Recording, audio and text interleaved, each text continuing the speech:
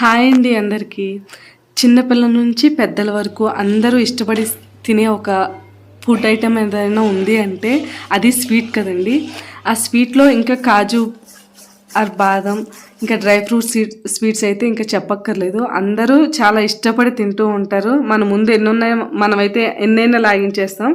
అలాంటి వాటిలో ఈరోజు కాజు బాదం రోల్ ఎలా చేసుకోవాలో బల్క్లో అయితే దీన్ని ఎలా చేస్తారో చూద్దాం రండి.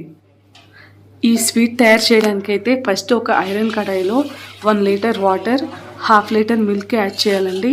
ఇది కొంచెం బాయిల్ అయిన తర్వాత ఫస్ట్ అయితే మనం పాకం పడుతున్నారు. పాకం కోసం దీనిలో ఒక 3 kgs వరకు షుగర్ అయితే యాడ్ చేశారండి.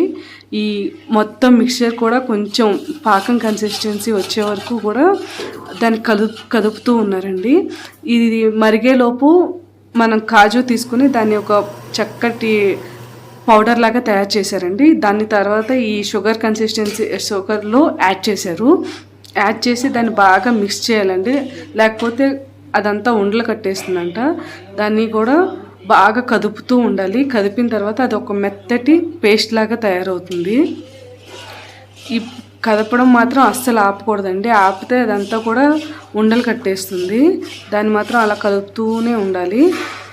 ఇది కొంచెం ఒక చక్కటి పేస్ట్ లాగా తయారైన తర్వాత దానిలో ఒక బాదం డ్రింక్ మిక్స్, నెయ్యి, ఫుడ్ కలర్ అనేది యాడ్ చేసుకోవాలి.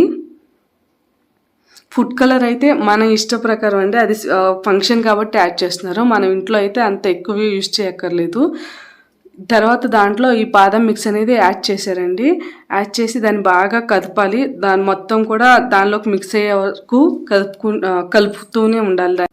అది అలా ఆ మిశ్రమం అంతా కూడా చక్కగా మెల్ట్ అయిపోయిన తర్వాత కొంచెం అది కలర్ అనేది చేంజ్ అవ్వడం మనం అబ్జర్వ్ చేయొచ్చు. తర్వాత దీనిలో ఇంకా ఫుడ్ కలర్ అయితే యాడ్ చేస్తామండి. ఆ ఫుడ్ కలర్ కొంచెం వేసి దానిలో కొంచెం అయితే వాటర్ యాడ్ చేశారు. యాడ్ చేసి మొత్తాన్ని కూడా దానిలోకి మెల్ట్ అయ్యేలాగా కదుపుతూనే ఉండాలండి. దాన్ని ఆ మిశ్రమం అంతా కూడా బాగా మెల్ట్ అవ్వాలి. అప్పుడే ఆ కలర్ అనేది ఆ పేస్ట్కి బాగా యాడ్ అవుతుంది. అప్పుడు కలర్ బాగుంటుందండి స్వీట్కి. ఇంకా మన స్వీట్ అయితే తయారవుతుందండి. దీనికి కొంచెం ఇంకా నెయ్యి యాడ్ చేసుకుని దాన్ని బాగా కలుపుకోవాలండి. ఆ నెయ్యి మొత్తం కూడా పేస్ట్కి బాగా పట్టేలాగా కలుపుకోవాలి. కలుపుకొని ఇంకా ఆ మిశ్రమాన్ని మొత్తం కూడా ఒక డేషలోకి ట్రాన్స్ఫర్ చేసేసుకుని దాన్ని మొత్తం కూల్ అయిపోయేలాగా ఉంచుకోవాలండి. మొత్తం అంతా కూల్ అయిన తర్వాత ఆ మిశ్రమాన్ని మొత్తం కూడా బాగా చల్లార్చిన మిశ్రమాన్ని ఒక టేబుల్ మీదకి ట్రాన్స్ఫర్ చేసుకోవాలి. దానిలో డ్రై ఫ్రూట్స్ మిక్స్చర్ అనేది తీసుకోవాలి. మనం చేసుకున్న ఈ మిశ్రమాన్ని ఒక సన్నటి రోల్స్ లాగా తయారు చేసుకోవాలండి. తయారు చేసుకున్న రోల్స్ పైన కొంచెం డ్రై ఫ్రూట్ మిక్స్చర్ అనేది స్ప్రెడ్ చేసుకొని వాటిని ఈ రోల్స్కి అయితే అంటేలాగా బాగా కొంచెం స్లోగా రోల్ చేస్తూ ఉండాలి. రోల్ చేసిన తర్వాత అవైతే మనకు కావాల్సిన సైజులోకి అయితే కట్ చేసుకోవాలండి. ఇదే మన కాజు బాదం స్వీట్ రోల్ తయారీ విధానం అండి. వీడియో అయితే మీకు నచ్చిందని అనుకుంటున్నాను. వీడియో నచ్చినట్లయితే లైక్ చేయండి. ఎలా ఉందో కామెంట్ చేయండి.